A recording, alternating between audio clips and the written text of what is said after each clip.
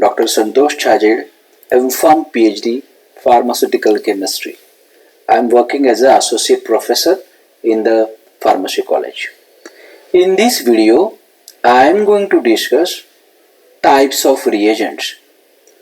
So, not going to discuss all the reagents in detail, rather I will discuss types of reagents like nucleophilic reagent, electrophilic reagent and free radicals. So before we start learning types of reagent which are required in chemical reactions, we will just see in briefly what is meant by chemical reaction is. So in the chemical reaction, any chemical reaction involves conversion of substrate into the product. So substrate does not get converted itself, it requires something that is called as the reagent. So basically substrate plus attacking reagent or simply reagent will get converted to product, and sometime intermediate, maybe more than one intermediates form. So substrate and attacking reagent, substrate is the one which is get converted into product. So how to recognize, how to identify which one is a substrate and which one is reagent? So if both are organic in the nature, in that case structure which is get modified, which is get changed is called as substrate, whereas the other one which produce change in the structure of a substrate will be reagent. If in starting material, if one is organic and another is inorganic, in that case definitely inorganic one is the reagent. Now already made mention, substrate is the one which gets attacked, and substance due to whose presence the substrate undergo change is called as the attacking reagent, is the definition of attacking reagent or simply reagent. Whereas something is there, an intermediate state which is highly unstable is called as intermediates, which are unstable. Their half-life may vary from few seconds to minute.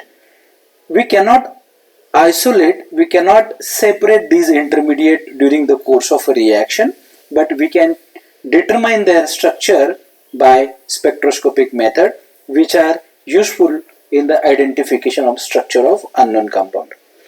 Now we will see directly what we have planned, that is types of reagent. So I already made mention, types of reagents are three types, that is nucleophilic, electrophilic and free radical.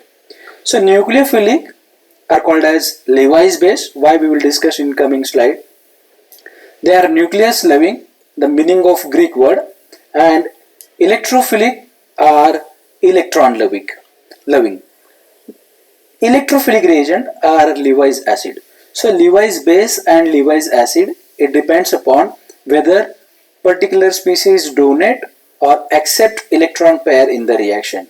We will discuss these terms in context to electrophilic and nucleophilic reagent in detail in coming slides. Whereas last type of highly reactive reagents are nothing but free radical, which contains unpaired electron. So we'll start from electrophilic reagent. So we will see the meaning of electrophile first. So electrophilic reagent or electrophile, this name has a meaning electron loving. It has got it is a Greek word, that is electron loving. Now electrophilic reagent or electrophile is a species having incomplete octet and it attacks at the area of electron rich center. So when we say it is electrophilic, it has got affinity for electron, means particular species, particular element is deficient in the electron and therefore it is in a search of electron, and whereas another species, when it comes in its contact which is rich in electron, electrophile easily accepts electron pair from them. So now they are lacking electrons, hence they exhibit affinity for electrons. I already made mention. Electrophile, as I made mention, they accept electron pair from atom which carries or which exhibit excess electron on the another molecule, and therefore this tendency of electrophile to accept lone pair of electron makes them Lewis acid. So Lewis acid are acids which accept lone pair of electron in the reaction. So electrophile include all the cations. Of course, when they are electron deficient, they exhibit positive charge on their structure, and all are cation in the nature. For example, H plus ion, NO2 plus, NH4 plus, H3O plus, R2C plus, that is carbocation, Br plus, Cl plus, etc. So many more examples are there. For sake of understanding, I have made mention few only. So now we learnt about electrophile. These are electron deficient species. They exhibit positive charge. They do exhibit deficiency of electron. They search electron in the reaction, and they are cation positively charged. They are classified as positive electrophile. These are the species which carries positive charge. Like means this differentiation of electrophile into two different group, it depends upon whether positive charge is directly there on some element or not, or whether it is there in bound form. So some species are there which exhibit positive charge directly on their structure. For example, proton, cation and carbonium ion. This example I already made mention in the earlier slide, so I will not repeat them, but something different is there. These are called, that is another type of electrophile, these are called as neutral electrophile. Now as such they do not carry positive charge, but still they are deficient in the electron, and they seek electron in the reaction. Now how this is possible? This is possible because of electronic effects, like a movement of electron in the bond. So for example, if you consider these two examples, that is anhydride and acid chloride. So if we focus on this carbonyl functional group, so carbon and oxygen is electron negative than carbon, so it has got tendency to pull bonded electron towards itself. As a consequence of that, it will acquire negative charge, and bonded electrons are moving towards oxygen. Now what happens to the carbon? Carbon becomes deficient in electron and it acquires partial positive charge. Now this is not a full positive charge, that's why we have categorized it as an neutral electrophile. So when we look at a structure, we found this structure as a stable, but as such carbon is not stable, it is partially electrophilic in the nature. Same is true for two carbon which are part of anhydride. Both the carbon which are part of carbonyl functional group, they experiences deficiency of electrons. Now we will move further. We will classify nucleophilic reagent. We will learn another type of reagents, that is nucleophilic reagent. Already made mention, these are nucleus loving, and this is a Greek word. They are called as nucleophile, that is nucleus loving. Now nucleophilic reagent or simply nucleophile is a species having at least one unshared pair of electron present on their structure. So basically they are rich in electron, they do carry at least one, means sometime more than one unshared pair of electron will also be possible on their structure.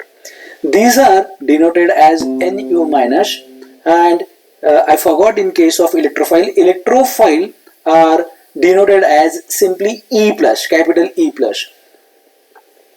Now due to presence of unshared pair of electron, such reagent attack at electron deficient center. So in other word, nucleophile always share excess of electron to the other species which is seeking electron. So even when unshared pair of electron is present on the nucleophile become unstable, and in order to stabilize, nucleophile always coordinates their unshared pair of electron to the other species which is in a need of electron. So now, according to the concept of Levi's acid-base concept, the species which donates pair of electron in the reaction is called as Levi's base. Hence, all nucleophiles are Levi's base. The way we have classified electrophile into positive electrophile and neutral electrophile, nucleophile are also classified as a negative nucleophile and neutral nucleophile. Now, I hope we won't require explanation why these are called as negative nucleophile, because these are the species which carries negative charge due to presence of excess electron. For example, OH minus, alkoxide ions, OR minus, Cn minus, NH2 minus, carboxylate ion, COO minus, CH3COO, CH2 minus. Another type or another subtype of reagent, that is specifically nucleophilic reagent, is neutral nucleophile.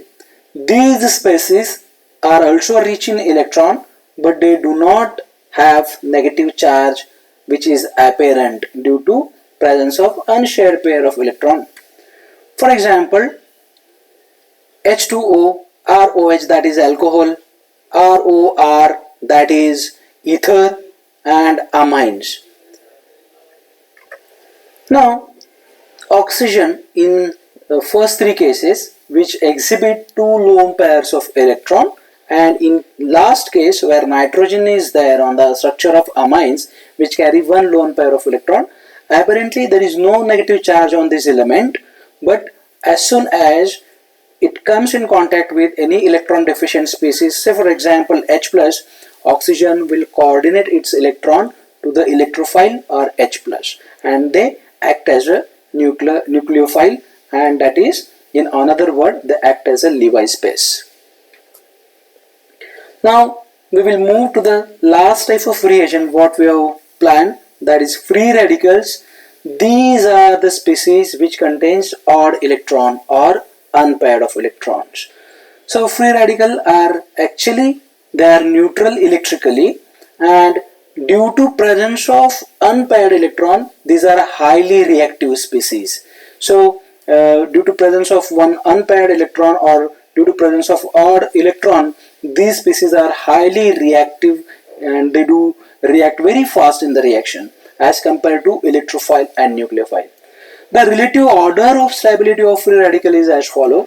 So that is, benzyl radical are more stable than alkyl. Alkyl are more in case of alkyl, again tertiary radicals are more stable than secondary. Secondary radicals are more stable than primary, and primary radicals, I am talking about alkyl halide, alkyl radicals, they are more stable than methyl radical. We will see structurally. So if you try to differentiate these radicals, so benzyl radical, CH2 of benzyl do carry odd electron, that is free radical. Now here we classify tertiary, secondary and primary radical based upon the carbon which is radical in the nature, which is free radical in the nature, and which contains different number of alkyl groups. So carbon which contains 3 alkyl groups may be same or different is called as tertiary carbon, and when free radical is a tertiary carbon, then it is called as tertiary free radical, and similarly secondary and primary. So secondary carbon is the one which contains 2 alkyl group in its structure, and primary is the one which contains only 1 alkyl group in its structure, or 1 alkyl group become attached to carbon. Now we will compare the stability of different radicals which are there in front of us. Truly speaking, radicals are not stable. Though we are talking about their stability, but we are just comparing their stability. In true sense, in true manner, they are not stable. But I already made mention in the beginning, we cannot isolate them, but we can determine their structure. by spectroscopic method, because they do have different stability. Those which are stable for quite large time, or we will say comparatively more stable. So in this case, it is a resonance of phenyl ring which stabilize this free radical. How? So this carbon, pi electron from the phenyl ring will become coordinated with this carbon, so that electron will move from over here to the carbon, and new bond will appear between the carbon of the phenyl ring and the carbon which is free radical in nature, so that double bond will appear over here and this carbon will become unstable. Thing is that the carbon which was radical earlier becomes stable, and in this case there are 3 alkyl group which release electron by means of positive inductive effect. As a consequence of that, this carbon becomes stable comparatively. Here there are 2 alkyl groups which release electron by inductive effect. Now it is self-explanatory that due to release of electron by 3 alkyl group, this carbon or this radical will be comparatively more stable than that of the radical which contains 2 electron releasing alkyl group. So in another word, tertiary radical are more stable than the secondary, and secondary radicals are more stable than the primary, where electron releasing only 1 alkyl group is become attached to a free radical. So stability of benzyl radical is because of resonance effect in the phenyl ring which stabilize the radical, and in case of alkyl radicals or tertiary, secondary and primary carbons which are there in the form of a radical, their stability is governed by inductive effect, more precisely due to more number of electron releasing alkyl group. So the radical which connected to more number of alkyl group, if it is, then that particular radical will be more stable as compared to other which contains comparatively a less number of electron releasing alkyl groups. So I'll just revise as far as the stability of radical is concerned. The relative order of stability of free radical is benzyl is more stable as compared to other, that is tertiary, secondary, primary and even methyl. In the structure we have not compared methyl, but somehow it is, and reasons we already studied. Inductive effect is there in case of tertiary, secondary and primary radicals, that is the carbon which is there in the form of a radical, and inductive release of electron by alkyl group will stabilize that, whereas in case of benzyl, resonance effect of phenyl ring will make the radical more stable. That's all about the reagent. Thank you.